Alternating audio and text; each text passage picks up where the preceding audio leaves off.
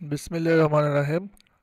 আমরা আজকে এখন চলে এসেছি তমাতঙ্গীর সেই বহুল পরিচিত বা বহুল আলোচিত স্পটে। এই স্পটটা হচ্ছে থানচিতে। তো আমরা থানচিতে গতকাল আসার প্ল্যান করেছিলাম, বাট বগালেক রিসেন্টলি খুলেছে।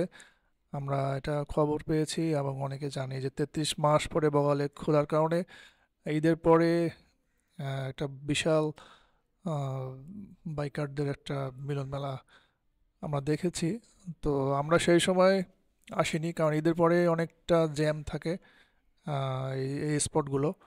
যার কারণে আমরা ওই সময়টা ঈদের পরে, আই মিন ঈদের আমরা রওনা দিয়েছিলাম 13 তারিখে, আর এখানে 14 তারিখে আসছি আমরা। তো যেহেতু বগালেক অনেকদিন পরে খুলেছে, আর একবার এসেছিলাম 2022 সালে, তখন বাইক নিয়ে আসা যেত না। একটা আহ, দুর্ঘটনার কারণে এই স্পটগুলো বাইক নিয়ে আসার বন্ধ হয়েছিল দীর্ঘদিন ধরে। আর আগে তো কেওক্রাউডিং যাওয়া যেত, সেই জায়গাগুলো বন্ধ ছিল। তো অনেক দিন খোলার পরে চিন্তা করলাম এখান থেকে ঘুরে আসি। জায়গাগুলো অনেক সুন্দর। আর এই যে দেখতে পাচ্ছি এখন 34 ইঞ্জিনিয়ারিং কনস্ট্রাকশন ব্রিগেডের সেই আহ, জায়গাটা তোমাতুঙ্গি।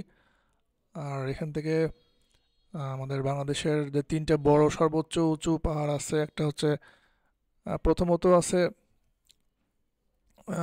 কেওক্রাডং, এটাই আমরা জানি। আর তার এখন অফিসিয়ালি সেটা এই পর্যন্ত বড়। আর এরপরে আরেকটা আছে তাজিং ডং।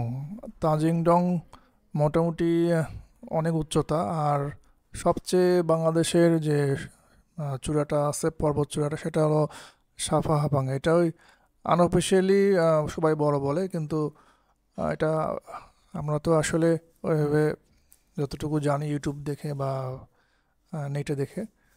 তো যাই হোক, এটা আমাদের বিষয় না। বিষয়টা হচ্ছে আমরা এখানে ঘুরতে এসেছি, এখানকার পরিবেশটা অনেক সুন্দর লাগতেছে। আর বৃষ্টি ঝিরিঝিরি করে পড়ছে, আমরা রেইনকোট পরে এখানকার সৌন্দর্য উপভোগ করছি। আর তার সাথে সাথে একটা জিনিস দৃষ্টিনন্দন চোখে লাগলো, সেটা হলো যে এখানকার কনস্ট্রাকশনের কিছু কিছু অংশ ভেঙে গিয়েছে, টাইলস জায়গায় জায়গায় উঠে গিয়েছে।